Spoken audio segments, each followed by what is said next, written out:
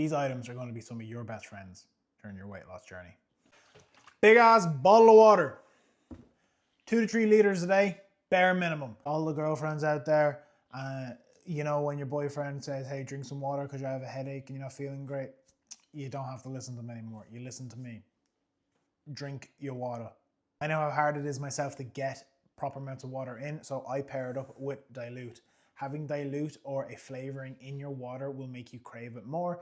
It will make it a lot easier to get your 2 liters in. 0 sugar drinks.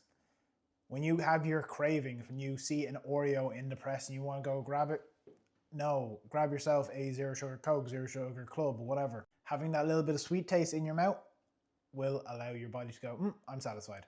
Our Monsters, our Red Bulls, our Reign, our Celsius, Excelsior. These are a great way for you to be able to get energy when you need it before a workout, or if you're going into work itself.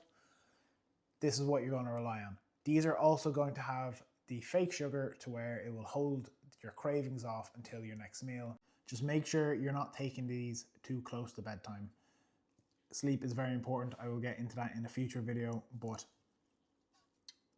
these will be your best friend.